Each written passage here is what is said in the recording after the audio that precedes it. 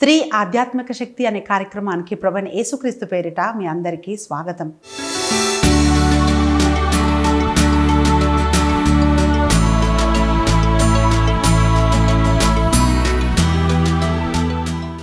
పిల్లరా, బైబిల్ కథలు కాదు కానీ అనేకమైన ఆత్మీయ పాఠాలు మనకు నేర్పిస్తుంది. ఇది ప్రతి క్రిస్మస్కి అడ్వెంట్లో మనం చదువుతుంటున్నప్పుడు ఇదంతా కామన్ అనిపిస్తుంది. అంటే ఇది చాలాసార్లు విన్నాంలే, ఎంత కన్ఫ్యూజింగ్గా ఒకటేలాగా అలా అనిపిస్తూ ఉంటుంది. కానీ పిల్లరా, ఒక్కొక్క వాక్యాన్ని మనం ధ్యానిస్తున్నప్పుడు దాంట్లో అంతులేని ఆత్మీయ మర్మాలు దాగి ఉన్నాయి. పిల్లరా, వాక్యం తెలియజేస్తుంది. లూకాసు వార్త 2వ అధ్యాయము 1వ వచనం నుంచి 7వ వచనం వరకు మనం చూస్తే, లూకాసు వార్త 2వ అధ్యాయం 1 నుండి 7 వరకు మనం చూస్తే, ఈరోజు మనము ధ్యానిస్తున్న అంశం ఏమిటి అంటే నిరీక్షణ ప్రయాణం అని మనం చూస్తున్నాం. పిల్లరా, ఇక్కడ వాక్యం అంటుంది, తన సామ్రాజ్యమందు జనాభా లెక్కలు సేకరించవలనని అగస్తు చక్రవర్తి అధికారులకు ఆజ్ఞ ఇచ్చెను. ఆ మొదటి జనాభా లెక్కల సేకరణ కురేనియా సిరియా మండలాధిపతిగా ఉన్న కాలములో జరిగెను. అందులో పేర్లు రాయించుకొనుటకు ప్రజలందరూ తమ తమ పట్టణములకు వెళ్ళిరి. అంటే జనాభా సేకరణ, జనాభా లెక్క జరుగుతుంది, సెన్సస్ జరుగుతుంది.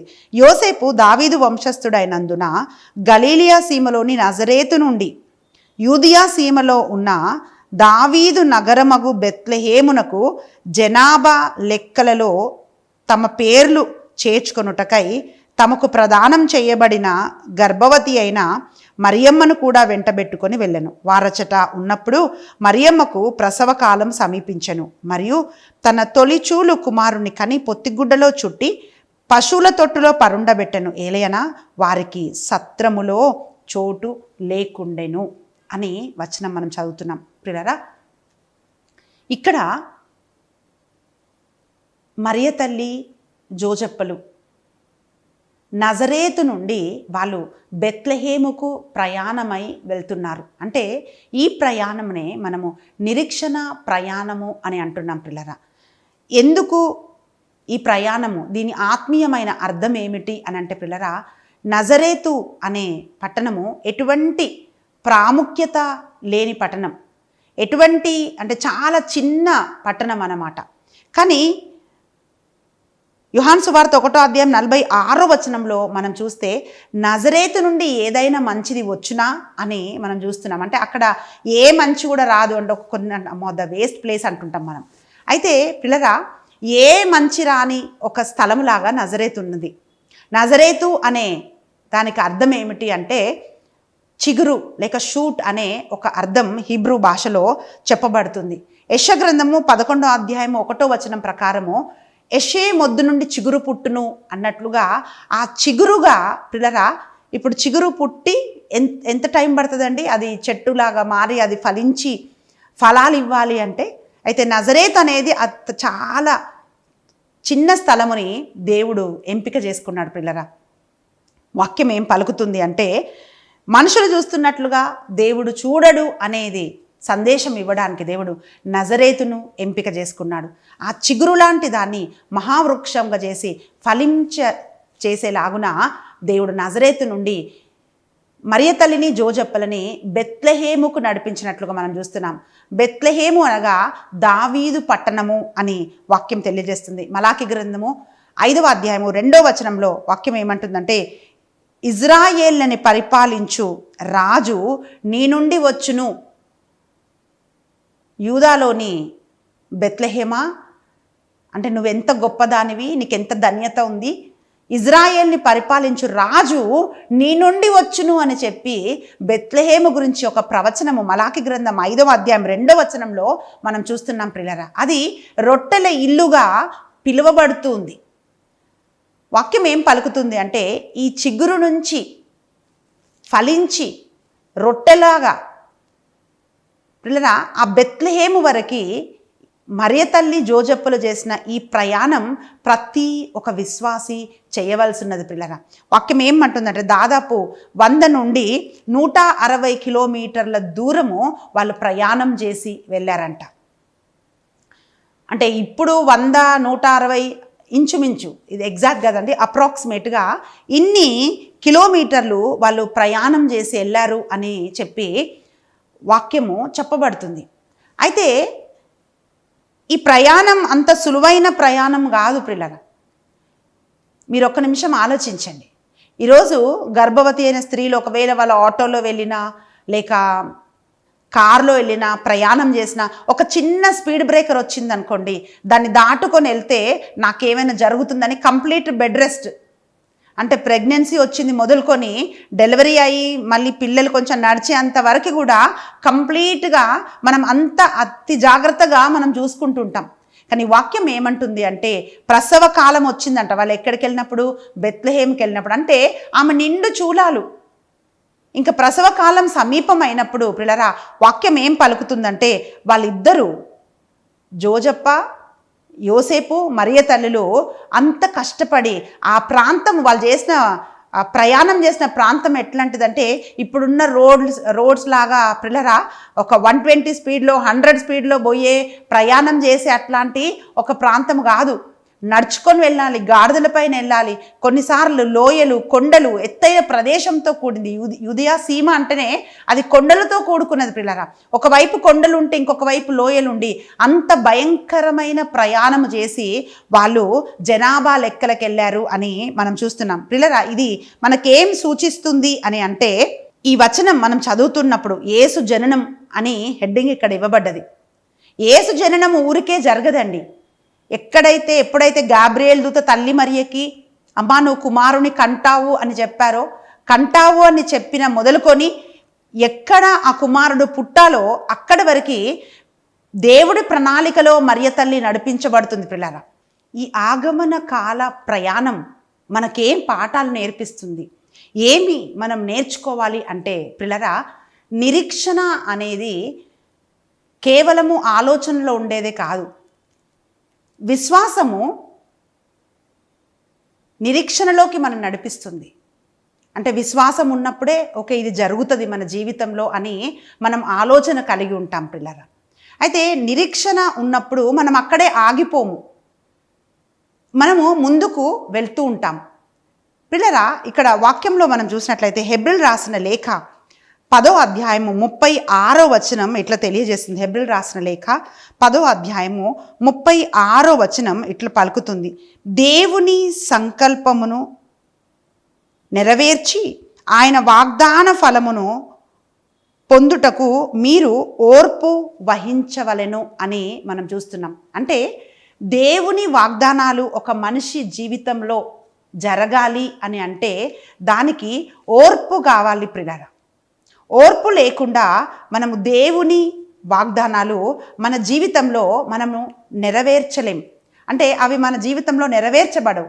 హెబ్రీయులకు రాసిన లేఖ 6వ అధ్యాయము 12వ వచనం ఇట్లా తెలియజేస్తుంది, మీరు సోమరిపోతులు కారాదు, అంతేకాక విశ్వాసముతోనూ ఓర్పుతోనూ దేవుని వాగ్దానములకు వారసులగు వారిని మీరు అనుసరింపుడు. మరియ తల్లి జోజప్పలు ఎలా ఉన్నారంటే పిల్లరా, వాళ్ళు మనకు ఒక మార్గం చూపిస్తున్నారు. ఆ మార్గం ఏమిటి అంటే మీరు సోమరిపోతులు కారాదు, అంతేకాక విశ్వాసముతోనూ ఓర్పుతోనూ దేవుని వాగ్దానములకు వారసులగు వారిని మీరు అనుసరింపాలి. విశ్వాసం కావాలి, ఓర్పు కావాలి, దేవుని వాగ్దానాలు నెరవేర్చబడాలి అని అంటే ఈ 2 వాక్యాలు మనకు అవే నేర్పిస్తున్నాయి పిల్లరా. అందుకే ఈ ప్రయాణం అంటే వాగ్దానం మరియ తల్లి గర్భం ధరించింది, మరి యేసు ప్రభు పుట్టాలి అని అంటే అదంతా ఒక సామాన్యమైన విషయం కాదు. ప్రియబిడ్డ, నీ జీవితంలో దేవుని వాగ్దానం ఉంది, అది నెరవేర్చబడాలి అని అంటే విశ్వాసం ఉండాలి. శ్రమలు వస్తాయి, దాంట్లో ఓర్పు వహించాలి. విశ్వాసం, ఓర్పు ఇవి 2 మాత్రమే నేను నిరీక్షణలో ముందుకు నడిపిస్తాయి అని చెప్పి వాక్యం మనకు నేర్పిస్తుంది. అంటే హోప్ రిక్వైర్స్ మూమెంట్. నిరీక్షణ ఉంటేనే మనం ముందుకెళ్తామండి, లేకపోతే ఇది అవ్వదు అని అంటే మనం అక్కడే ఉండిపోతాం. తల్లి మరియ జోజప్పలు మనం ఏం చేస్తున్నామంటే నజరేతు నుండి వాళ్ళు బెత్లెహేముకు వాళ్ళ ప్రయాణం ఆరంభించారు. కష్టమైన అంటే ప్రతి ఒక్క మైలు ఒక్క అడుగు వాళ్ళు వేస్తున్నారంటే అది వాళ్ళ విధేయతను చూపిస్తుంది. ఒక్క అడుగు వాళ్ళు వేస్తున్నారంటే అది వాళ్ళ విశ్వాసం చూపిస్తుంది. ఒక్క అడుగు వాళ్ళు వేస్తున్నారంటే వాళ్ళ కష్టం చూపిస్తుంది. ఒక్క అడుగు వాళ్ళు వేస్తున్నారంటే వాళ్ళు చేసిన త్యాగం మనం అక్కడ అర్థం చేసుకోవాలి పిల్లరా. అయితే ఈరోజు ప్రియ బిడ్డ, విశ్వాసిగా నీ విశ్వాస ప్రయాణంలో నువ్వు ముందుకు వెళ్తున్నప్పుడు, నీ నిరీక్షణ ప్రయాణంలో నువ్వు ముందుకు వెళ్తున్నప్పుడు కావాల్సింది ఏంటంటే అడుగడుగున నీకెన్ని శ్రమలు వచ్చినా వచ్చినా కూడా విశ్వాసంలో తొలగిపోకూడదు, ఓర్పు వహించాలి. ఈ రెండు మనకుంటే పిల్లరా, ఏ వాగ్దానం అయితే దేవుడు మనకిచ్చాడో, ఏదైతే దేవుడు మన జీవితంలో చేయాలనుకుంటున్నాడో అవి నిశ్చయముగా మన జీవితంలో చేస్తాడు అని చెప్పి ఈ ఆగమన కాల ప్రయాణం, మరియ తల్లి జోజప్పల ప్రయాణము మనకు నేర్పిస్తుంది పిల్లరా. రెండవదిగా మనం చూస్తే కీర్తనల గ్రంథం 33వ అధ్యాయము 18-19 వచనాలు ఇట్లా పలుకుతున్నాయి. యావే దృష్టి ఆయన యందు భయభక్తులు గల వారి మీదను, ఆయన కృప కొరకు కనిపెట్టు వారి మీదను నిలుచుచున్నది.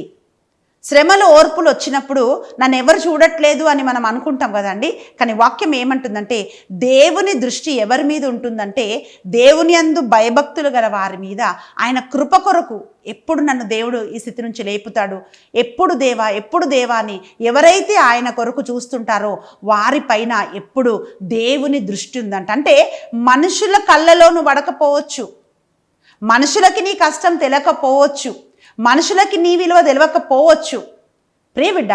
కానీ వాక్యం ఏమంటుందంటే దేవుడు నీ మీద దృష్టి ఉంచాడు. నీ అన్ని శ్రమలు అన్నిటిలోంచి దేవుడు ఎలాగైతే వాగ్దాన వారసులుగా చేస్తానని ఈ 2 వచనాలు మనం చదివాం కదండి హెబ్రీయులకు రాసిన లేఖలో. ప్రియరా, ఆ వాగ్దానాలు దేవుడు మన జీవితంలో నెరవేరుస్తాడని వాక్యం పలుకుతా ఉంది. శ్రమలు మనకు సమాధానాన్ని తీసుకొని వస్తాయి. కీర్తనల గ్రంథము 42వ అధ్యాయము 11వ వచనంలో మనం చూస్తే పిల్లరా, శ్రమల్లో మీరు కృంగిపోవద్దు అని బైబిల్ చెప్తా ఉంది. చాలాసార్లు మనం ఏం చేస్తాం తెలుసా, శ్రమలు వచ్చినప్పుడు కృంగిపోయి, మరియ తల్లిని మనం చూసినట్లయితే అంటే దేవుని పిలుపు అంటే అది లగ్జరీ కాదండి. అక్కడ వాక్యం ఏమంటుందంటే సత్రములో వాళ్ళకు స్థలము లేదంట. మనమైతే ఏమనుకుంటాం, దేవుడు వాగ్దానం ఇచ్చాడు కదా, మరి ఎందుకు ఈ కష్టాలు ఇచ్చాడు అని అంటే మోషేని దేవుడు పిలిచాడు పిల్లరా. పిలిచి ఐగుప్తుకు పంపించినప్పుడు మనం ఏం చూస్తున్నామంటే ఫరో హృదయాన్ని దేవుడు కఠినం చేశాడు. ఫరో హృదయం కఠినం అయింది కనుకనే ఐగుప్తు దేశంలో దేవుని గొప్పతనం ఏంటో వాళ్ళందరూ చూడగలిగారు. అన్ని అద్భుతాలు, అన్ని తెగలు చూశారు. రహాబు కూడా అంటుంది ఏమని, ఐగుప్తులో మీ దేవుడు చేసిన గొప్ప కార్యాలు మేము చూసామని చెప్పి ఆమె కూడా అంటుంది. అంటే పిల్లరా, ఒకవైపు మోషేని పంపించి మనకేమనిపిస్తుంది తెలుసా, ఇదేంటి ఒకవైపు మోషేని వెళ్ళమని చెప్పి ఇంకొక వైపు ఎందుకు ఫరో హృదయాన్ని దేవుడు కఠినం చేశాడు అని మనకు అనిపిస్తుంది. ప్రియబిడ్డ, ఎందుకంటే దాని ద్వారా దేవుడు మహిమ పొందుకుంటాడు, దాని ద్వారా దేవుడు గొప్ప కార్యాలు చేస్తాడు, దేవుని మహిమను మనుషులు చూడగలుగుతారు. దావీదును దేవుడు అభిషేకించాడు, కానీ అభిషేకించిన తర్వాత సౌలు చంపాలనుకొని వెంటబడ్డాడు. మరియ తల్లిని దేవుడు పిలుచుకున్నాడు, ప్రత్యేకంగా ఎంపిక చేసుకున్నాడు. పరలోకం నుంచి దేవదూత వచ్చి చెప్పింది, నువ్వు కుమారుని కంటావని చెప్పింది. కానీ మనం ఏం చూస్తున్నామంటే వాళ్ళు సత్రంలోకి వెళ్ళినప్పుడు సత్రంలో కూడా వాళ్ళకు స్థలము లేదని చూస్తున్నాం. కీర్తనల గ్రంథము 42వ అధ్యాయము 11వ వచనం ఇట్లా పలుకుతుంది, నా మనసా ఇప్పుడు ఇంతగా విచారము చెందనేలా, ఇంతగా నిట్టూర్పులు విడవనేలా, ప్రభువుపై నమ్మకము పెట్టుకొనుము, నీ సహాయకుడు రక్షకుడైన దేవుణ్ణి మరలా స్తుతించుము. నేను చాలా భయంకరమైన శ్రమల్లో ఉంటున్నప్పుడు న్యూ ఇయర్కి ఒకసారి దేవుడు నాకు ఈ వాగ్దానం ఇచ్చాడండి, నా ప్రాణమా నీవెందుకు కృంగి ఉన్నావు, ఎందుకు నువ్వు తొందరపడుతున్నావు, నువ్వు ప్రభును నమ్ము, ప్రభు మీద నమ్మకం ఉంచు, ఆయనను స్తుతించు, ఆయన నీ జీవితంలో కార్యాలు చేస్తాడని. ప్రియులరా, శ్రమలు మనల్ని కృంగజేస్తాయి. అప్పుడు మనం ఏమనుకుంటామంటే నేను ఇంత ప్రార్థన చేస్తున్నాను కదా, ఎందుకు నాకు కష్టాలు వస్తున్నాయి, నేను ఇంతగా దేవుళ్ళు నడుస్తున్నాను కదా, ఎందుకు ఈ అవమానాలు నాకు వస్తున్నాయి అని చెప్పి మనము ఆలోచిస్తుంటాం. కానీ కీర్తనకారుడు ఏం చెప్తున్నాడంటే తను తాను బలపరుచుకుంటున్నాడు. నా ప్రాణమా నువ్వెందుకు కృంగిపోయావు, మనసును బలపరుచుకుంటున్నాడు, నువ్వు దేవుని స్తుతించు, దేవుడు నమ్మదగినవాడు అని చెప్పి ఆయన తన్ను తాను బలపరుచుకుంటున్నాడు. ప్రియబిడ్డ, ఆ వాక్యం ఈరోజు మనల్ని కూడా బలపరుస్తుంది. తల్లి మరియా జోజప్పలు వాళ్ళు ప్రయాణం చేస్తూ ఉంటున్నప్పుడు శ్రమలు, ఇరుకులు, ఇబ్బందులు ఇవన్నీ వచ్చినప్పుడు వాటి మధ్య సమాధానంగా వాళ్ళు ఎట్లున్నారంటే వాళ్ళు దేవుణ్ణి నమ్మారు, మనుషులను కాదు. పిల్లరా, వాక్యం ఏమంటుందంటే వాళ్ళు నజరేతు నుండి బెత్లెహేముకి వెళ్ళినప్పుడు ప్రసవ కాలము సమీపమైందంట. అంటే దేవుడికి పర్ఫెక్ట్ టైం ఉంటుందండి. ఈ రోజుల్లో మనుషులు ఏం చేస్తున్నారండి అంటే పండ్లు పండక ముందే వాటిని కోసేసి కార్బేట్ వేసి మందులేసి కెమికల్స్ వేసి అవి పండించి తినడం వల్ల ఇన్ని రకాల రోగాలు, క్యాన్సర్లు, అంటే ఈ ఎముకల సమస్యలు, పిల్లలకి బలం లేక భయంకరమైన అనారోగ్యం వచ్చేస్తుంది. ఎందుకంటే అవి ఇంకా పండక ముందే కోసేస్తున్నారు. పిల్లరా, మనం చూసినట్లయితే గర్భవతి గర్భం ధరించినప్పుడు ప్రసవ కాలం సమీపమైందని మనం చదువుతున్నాం. అంటే ప్రసవించడానికి ఒక సమయం ఉంది. ఉపదేశకుల గ్రంథంలో చెప్తుంది. అంటే దేవుడికి ప్రతిదానికి ఒక సమయం ఉంది. ఆ సమయంని బట్టే దేవుడు చేస్తాడు. పిల్లరా, నజరేతు నుండి బెత్లెహేముకు వీళ్ళు నడిచినప్పుడు అంటే దేవుడి టైమింగ్ ఎంత పర్ఫెక్ట్గా ఉంటుందంటే అక్కడికి వచ్చినప్పుడు ఆమె కాలం సంపూర్ణమైంది. కారణం ఏంటి అంటే బెత్లెహేములో యేసుప్రభు పుట్టాలి అనే ఒక ప్రవచనం ఉంది. మీకా గ్రంథము 5వ అధ్యాయం 2వ వచనంలో ఇజ్రాయేల్ను పరిపాలించు రాజు ఇక్కడి నుండి పుడతాడు అనే ఒక ప్రవచనం నెరవేర్చబడాలి అని అంటే ప్రియులరా, వీళ్ళు వారధిలాగా మారారు.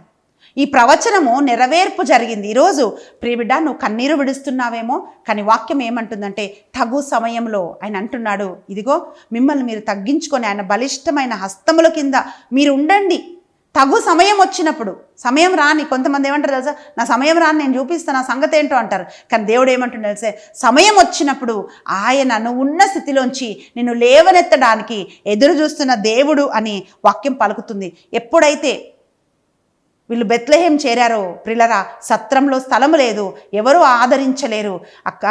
జనసంఖ్య తర్వాత వాక్యం ఏం పలుకుతుంది అంటే మరియ తల్లి ప్రసవించింది, పొత్తిగుడ్డలతో ఆ బిడ్డను చుట్టి పశువుల తొట్టిలో పరుండబెట్టింది అని మనం చూస్తున్నాం. అంటే ప్రవచనం నెరవేర్పుకి అంత శ్రమ తీసుకొని పొందుకున్న వాగ్దానం యేసుక్రీస్తు జననము బెత్లెహేంలో జరిగినట్లుగా మనం చూస్తున్నాం. ప్రిలరా, చివరిగా మనం చూస్తే ఈ ప్రయాణంలో ఉండవలసింది ఏంటి అంటే విధేయత అని మనం చూస్తున్నాం. సహచరిగా అంటే మరియ తల్లికి తోడుగా జోజప్ప కూడా ఆమెతో ప్రయాణం చేశాడు. లేక జోజప్పతో పాటు రోమా పరిపాలనలో జనసంఖ్య తీయాలి అంటున్నప్పుడు మరి నేనెందుకులే అని మరియ తల్లి అనలేదు, కానీ యోసేపుతో ఆమె బయలుదేరి ఆ జనసంఖ్య కోసము తను వెళ్ళినట్టుగా మనం చూస్తున్నాం. ఆమోసు గ్రంథము 3:3లో వాక్యం ఏమంటుంది, సహకరించకుండా ఇద్దరు కూడి నడుస్తారా అని వాక్యం తెలియజేస్తుంది. ప్రిలరా, ఒకరితో ఒకరు సహకరించి దేవుని వాగ్దానం నెరవేర్చబడటానికి మరియ తల్లి జోజప్పలు నిలబడ్డారు. కనుకే వారి ద్వారా, ఆ కుటుంబము ద్వారా ప్రిలరా రక్షకుడు ఈ లోకానికి వచ్చినట్లుగా మనం చూస్తున్నాం. ఈరోజు ప్రియబిడ్డ, నీ విశ్వాస ప్రయాణంలో ఎన్ని కష్టాలు వచ్చినా, ఎన్ని నష్టాలు వచ్చినా సరే ఉండవలసిన ఓర్పు మనకున్నప్పుడు, విశ్వాసం ఉన్నప్పుడు, విధేయత మనం చూపించినప్పుడు దేవుడు తప్పకుండా మన జీవితంలో గొప్ప కార్యాలు ఆయన చేస్తాడు. మరియ తల్లి జోజప్పలు నజరేతు నుండి బెత్లెహేముకు నడిచినట్లుగా ఈరోజు నీ నజరేతు ఏంటి, మీ బెత్లెహేం ఏంటి? ఎక్కడి నుండి దేవుడు ఎక్కడికి నిన్ను నడిపించాలనుకుంటున్నాడు? ఎక్కడ నీ ఆత్మీయ ప్రయాణం ఆరంభమైందో ప్రిలరా, అది గమ్యం చేరాలి. అందుకే పౌలు గారు చెప్తున్నారు, నేను గురి యొద్దకు నేను పరిగెడుతున్నాను అని చెప్తున్నాడు. నేను దేవునిలోకి వచ్చినప్పుడు ప్రతి ఆదివారం దేవుని సన్నిధికి వెళ్ళి నేను ప్రార్థన చేసేదాన్ని, ప్రభా నన్ను అభిషేకించయ్యా, నీ ఆత్మ నాకు కావాలయ్యా అని నేను ప్రార్థించేదాన్ని.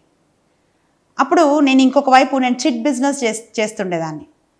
ప్రభు నాతో అన్నాడు, ఇదిగో ధనాన్ని నన్ను రెండుటిని నువ్వు సేవించలేవు, దేనైనా ఒక్కదాన్నే నువ్వు నమ్మకంగా సేవించగలుగుతావు, దాన్ని వదిలిపెట్టమన్నప్పుడు అది నాకు చాలా కష్టం అనిపించింది. మళ్ళీ ఆదివారం వచ్చి అదే ప్రార్థన నేను చేసేదాన్ని. చాలా రోజులు అలా నేను ప్రార్థన చేస్తున్నాను.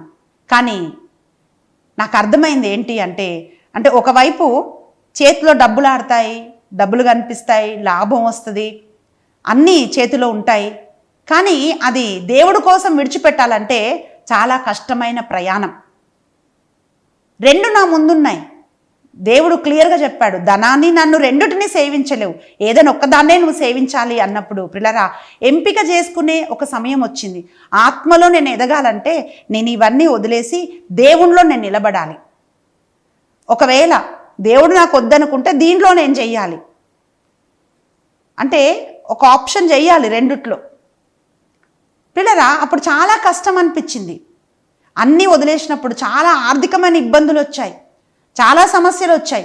అప్పుడు అందరూ అంటే తెలిసిన వాళ్ళు అంటుంటారు కదండి, ఇదేంటి దేవుడు ఇలా చెప్పాడా, ఇలా చేయమన్నాడా, అదా ఇదా అని మనుషులు మాట్లాడుతున్నప్పుడు ఆత్మలో ఎదగడానికి పిల్లరా చాలా కష్టాలు శ్రమలు అనుభవించాల్సి వచ్చింది. కానీ ఒకానొక దినం అవన్నిటిని దేవుడు దాటించి ముందుకు తీసుకొని వచ్చినప్పుడు బెత్లెహేము అనగా రొట్టెల ఇల్లు, సమృద్ధి కలిగిన ఇల్లు, సమృద్ధిలోకి దేవుడు తీసుకొని వచ్చినప్పుడు వెనుకకు తిరిగి చూసినప్పుడు ఆ కష్టాలన్నీ ఇన్ని కష్టాలు దాటుకొని వచ్చానా అని అనిపిస్తూ ఉంటుంది. కానీ అవన్నీ దాటడానికి దేవుడు కృపనిచ్చాడు. ఈరోజు ప్రియులరా ఈ నిరీక్షణ ప్రయాణములో మనం ఈ సంఘటనలో మనం నేర్చుకునేది ఏంటి, ఏ ఆత్మీయ పాఠం మనం నేర్చుకోవాలి అని అంటే, ఎక్కడ నీ ఆత్మీయ ప్రయాణం నువ్వు ఆరంభించావో ఆ గురి వద్దకు వెళ్ళాలి. అప్పుడే మనము దేవుణ్ణి మనం కలుసుకుంటాం. ఆగమన కాలం అంటే యేసుప్రభు పుట్టేశాడు అని మనం జ్ఞాపకం చేసుకోవడమే కాదు, క్రీస్తు ప్రభుని మనం కనుగొనడానికి వెళ్తున్న దారి. అందుకే ఆ జ్ఞానులు ప్రభును వెతుకుతూ వచ్చారు. పాత నిబంధనలో మనం చూస్తే ఆ జ్ఞానాన్ని వెతుకుంటూ, సొలొమోనుకున్న జ్ఞానాన్ని వెతుక్కుంటూ షీబా మహారాణి వచ్చింది. అంటే మేలైన వాణ్ణి వెతుకుతూ వెళ్తారు. అందుకే ప్రభు వాక్యం పలుకుతోంది, అడుగుడి మీకు ఇయ్యబడును, తట్టుడి మీకు తీయబడును, వెదుకుడి మీకు దొరుకును అంటుంది. మనము ప్రభు మార్గాన్ని వెదకాలి. కానీ వాక్యం ఏమంటుందంటే, నా మార్గాలు మీ మార్గాలు వేరే ఉన్నాయి అంటే ఈ రెండు మార్గాలు డిఫరెంట్గా పోతే మనము ప్రభుని కలుసుకోలేం పిల్లరా. నా ఆలోచనలు మీ ఆలోచన వంటివి కాదు, నా మార్గాలు మీ మార్గాల వంటివి కాదు అని యెషయా 55:8-9 మనం చూస్తే పిల్లరా, మనం లోక మార్గంలో వెళ్తూ అక్కడ ప్రభుని మనం కనుగొనాలంటే మనం కనుగొనలేము. కనుక ఆయన మార్గంలో మనం నడవాలి. రక్షకుడి కొరకు ఎదురు చూస్తున్న యాజకుడైన సిమియోను లూకాసు వార్త 2:27 మనం చూస్తే ఆత్మచేత ప్రేరేపింపబడి మరియ తల్లి జోజప్పలు యేసుప్రభుని కానుకగా దేవాలయానికి తీసుకొని వచ్చినప్పుడు ప్రియులరా, ఆత్మచేత ప్రేరేపింపబడి ఎక్కడ యేసుప్రభు ఉన్నాడో అక్కడికి ఆయన చేరుకున్నాడు. ప్రియులరా ఈరోజు మనం కూడా అడగాలి, పరిశుద్ధాత్మదేవ యేసుప్రభు సమీపంగా మీరు నన్ను నడిపించండి. ఎలాగైతే మరియ తల్లిని జోజప్పల్ని మీరు నడిపించారో నాయన, అదేవిధంగా మమ్మల్ని కూడా ప్రభువా అయ్యా ఆయనకు అత్యంత సమీపంగా మమ్మల్ని నడిపించండి అని చెప్పి మనం ప్రార్థన చేయాలి ప్రియులరా. కనుక కళ్ళు మూసుకుందాం, మనం ప్రార్థన చేద్దాం. ఈ నిరీక్షణ ప్రయాణములో ప్రభువుని చేరుకునే విశ్వాసము, ఓర్పు దేవుడు మనకు అనుగ్రహించి నడిపించాలని స్తోత్రము నాయన. పరిశుద్ధాత్ముడా నా తండ్రి నీకు వందనాలు నాయన. ఈ సమయాన్ని మీకు అర్పిస్తూ ప్రార్థిస్తున్నాం నా తండ్రి. అయ్యా ఈ విశ్వాస ప్రయాణములో నిరీక్షణలో ముందుకు సాగుతున్నప్పుడు ప్రభా అయ్యా ఓర్పును మీరు దయచేయమని అడుగుతున్నాం ప్రభా. అయ్యా నా తండ్రి ఈ ప్రయాణము నా తండ్రి యేసు ప్రభుని నా తండ్రి కనుగొనాలి నాయన. అయ్యా అట్టి స్థితి ప్రతి బిడ్డకు మీరు దయచేయమని అడుగుతున్నాం. ఈ ఆగమన కాలంలో ప్రత్యేకంగా నా తండ్రి నీకే స్తోత్రములు ప్రభా. ఎవరెవరైతే ఆత్మీయ జీవితాన్ని ఆరంభించారో నా తండ్రి, ఆరంభం మంచిగా ఉంది కానీ అయ్యా ఇదిగో దాన్ని తుదముట్టించలేకపోతున్నారేమో నా తండ్రి. అయ్యా మంచిగా ఆత్మీయ జీవితం ఆరంభమై నా తండ్రి మధ్యలో పడిపోతున్నారేమో నాయన. అట్టి వారందరినీ కూడా మీకు అర్పిస్తున్నాం తండ్రి. ఆత్మీయ ప్రయాణంలో ముందుకెళ్ళి ఆత్మాభిషేకం పొందుకొని నీకు సాక్షులుగా నీ బిడ్డలు నిలబడులాగున నా తండ్రి. ప్రత్యేకంగా ఈ ఆగమన కాలంలో అయ్యా వారి ఆత్మీయ ప్రయాణంలో మీరు వరకు తోడై ఉండి నడిపించమని యేసుక్రీస్తు బలమైన నామంన ప్రార్థించి అడిగి వేడుకుంటున్నాం తండ్రి, ఆమేన్. ప్రియులరా మీరు ఆరంభించిన ఆత్మీయ ప్రయాణం మీరు కొనసాగించటానికి పరిశుద్ధాత్మ దేవుడు నిశ్చయంగా మీకు సహాయం చేస్తాడు. ఆగిపోకూడదు, సాగిపోవాలి.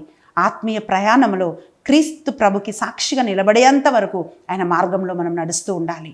దేవుడు మిమ్మల్ని ప్రేమిస్తూ ఉన్నాడు. God bless you.